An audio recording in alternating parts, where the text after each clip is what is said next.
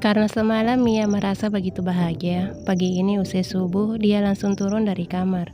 Dia mengetuk pintu dan dibukakan oleh Ishak yang baru habis wudhu. "Pagi Mia, udah sholat belum? Abang imamin yuk." Mia cuma mencibir, "Udah mas." Mia langsung ke dapur untuk masak nasi. Senang rasanya, bangun tidur disambut dengan dapur yang sudah bersih, bikin dia semangat untuk masak.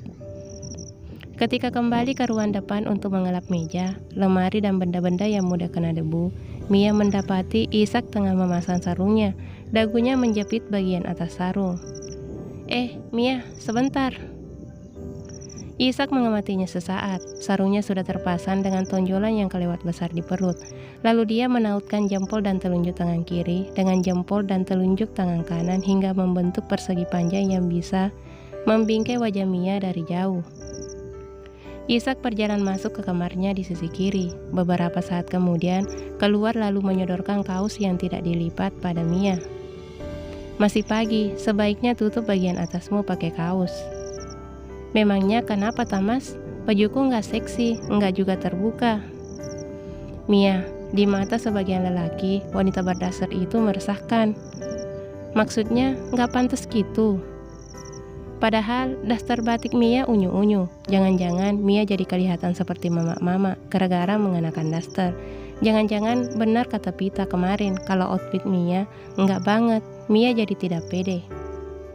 "Bukan nggak pantas, gimana ya ngomongnya?" Ishak mengusap-ngusap dagu seolah ada janggut panjang transparan di sana. Ditambah rambut yang digelung pakai jedai, itu bikin tengkukmu kelihatan.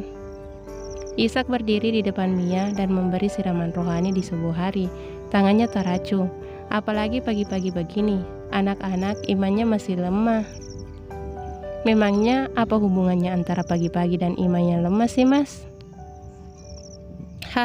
Gimana ya jelasinnya? Yang lemah imun kali mas, bukan iman. Tipe ya? Ishak menggaruk-garuk rambut belakangnya. "Udahlah, pakai aja. Jangan sekali-kali membangunkan singa di pagi hari. Soalnya aumannya bisa membuat orang tuamu bikin hajatan."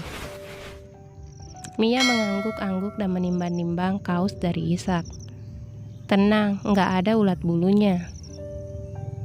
Ya sudah, demi kebaikan bersama, Mia akhirnya menuruti saran Ishak untuk mendobel dasternya dengan atasan kaos kedodoran. Serius loh, padahal Mia merasa dasternya biasa-biasa saja. Selesai mengelap dan menyapu lantai, Mia kembali bersiap menyiapkan hidangan pagi. Dia hanya akan memasak sehari sebanyak 2 kali. Lauk dan sayur sisa sarapan akan menjadi menu makan siang juga. Mia menggoreng kentang yang kemarin sudah dia potong-potong dan direndam di dalam air. Rencananya dia akan bikin balado kentang dan bakso. Sembari menggoreng bahan sambal, Mia mengiris 2 bawang untuk menumis buncis. Pada saat itu, Erlan dan David keluar dari kamar masing-masing dan berebutan masuk toilet. Padahal masih pagi, tetapi suasana sudah serusuh ini. "Gue kebelat banget bro, sumpah." "Kamu pup di empang Wibi aja, Pit. Saya bisa kesiangan nih." "No, tidak akan Wibi biarkan." Wibi si pemilik kolam lele kecil di samping rumah pun keluar kamar. Mia sempat menoleh dan menyaksikan ketiga orang itu menyesaki dapurnya. Semuanya masih bermuka bantal. "Di toiletku sana mas, tapi disiram." Tanpa basa-basi, David melesat keluar rumah sambil berlari, sepertinya kebelet sungguhan. Suasana kembali tenang ketika Erla masuk kamar mandi. Hanya terdengar suara dari wajan Mia. Wibi pun bersiul-siul sambil mencomot segenggam makanan lele, lalu keluar dari pintu belakang. "Pagi yang heboh," komentar Mia sembari mengulek sambalnya. Dia harus mulai terbiasa dengan suasana seperti ini. Di waktu makan seperti pagi ini, sofa panjang dimundurkan, makanan dihidangkan di meja rendah di depan televisi, nasi hangat, tumis buncis dan balado kentang bakso sudah tersedia. Masing-masing mengambil piring dan menyantap sarapan dengan duduk lesehan. Mia ikut makan bersama keempatnya. Dia butuh banyak asupan karbohidrat, meminjam istilah Ishak untuk melanjutkan pekerjaannya hari ini. Rumah ini jadi terasa seperti rumah. Komentar itu datang dari Erlang, Mia yang baru menyuapkan nasi dan irisan bakso pedas, lantas tersenyum dan menggigit sendoknya. Ada suara perempuan, tambah Wibi. Suara wajan dan spatula, lanjut Ishak seraya menunjuk ke arah dapur. Serang, sereng, dan wangi masakan. Ishak menutup mata seraya membaui ruangan. Tangan kanannya bergerak-gerak pelan di depan hidung seolah sedang mengusir aroma masakan.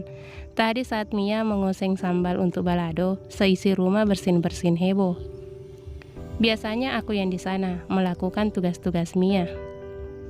Mereka membicarakan hal-hal random selama sarapan, dan Mia lebih banyak mendengar. Hari ini semua orang punya acara, jadi Mia bisa leluasa mengerjakan tugasnya. Sungguh, rumah yang kosong rasanya seperti anugerah. Dia makan siang sendiri karena tak seorang pun pulang di jam 12-an. Mia menyetrika di depan televisi sambil menonton. Karena matanya begitu berat, dia pun menunda memindahkan baju-baju ke lemari masing-masing dan memilih merebahkan badan di sofa. Tidur selama kurang lebih 15 menit. Pasti akan sangat menyegarkan. Mendadak terdengar ribut-ribut dari arah luar. Entah berapa lama, Mia tertidur dengan televisi menyala. Dia tergeragap bangun dan mendapati Wibi masuk rumah bersama David. "Toilet, sterilkan toilet, jangan ada yang pakai," teriak Wibi sembari melempar sepatu dan melepas kaos kaki.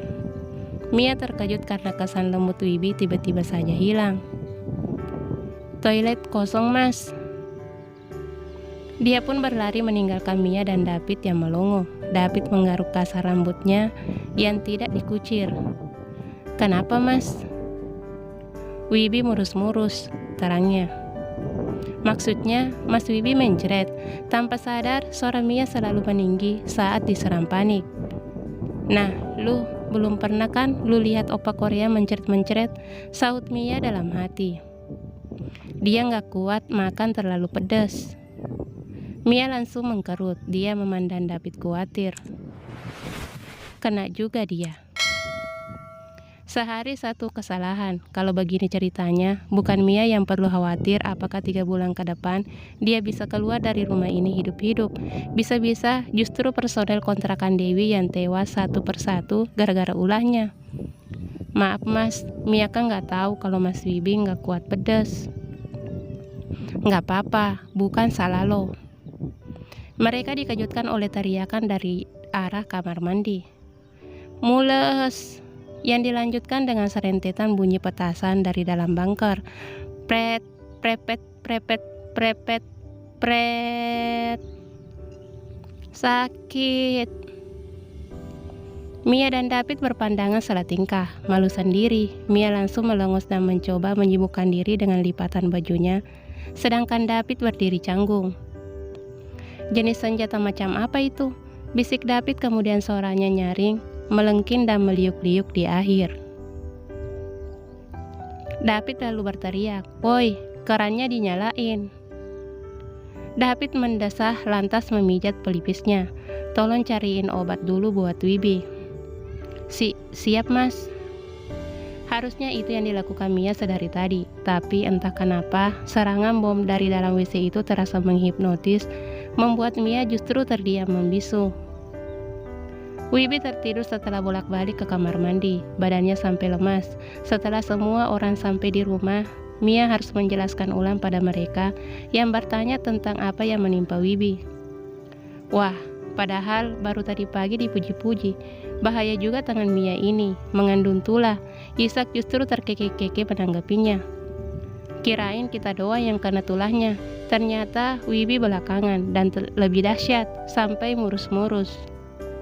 Susul menyusul terdengar tawa dari ketiga lelaki itu. Mia masih merasa khawatir melihat kondisi Wibi. Takut kalau dia sampai dehidrasi. Untung cuma diare, coba kalau usus buntu. Tiba-tiba terdengar kedoran di gerbang. Mereka memusatkan perhatian. Wah, jangan-jangan pacarnya datang. Mereka beringsut ke arah pintu dan mengintip dari jendela. Kalimat Ishak barusan terus terang saja sempat mengguncang Mia. Dia takut andai pacar Wibi datang dan marah-marah pada Mia, yang dia yakin dia memang pantas dimarahi karena sudah mencelakai 4 orang sekaligus dalam 2 hari ini. Mia, kayaknya lo dalam masalah. Pernyataan David membuat Mia mengkerut sekali lagi, yang didramatisir oleh Ishak. Sembunyi, buruan Mia, sembunyi. Di depan gerbang tampak kepala yang menyembul, sosok wanita setengah baya terlihat di sana. Tak lain dan tak bukan, dia adalah Ibu Wibi. Bersambung.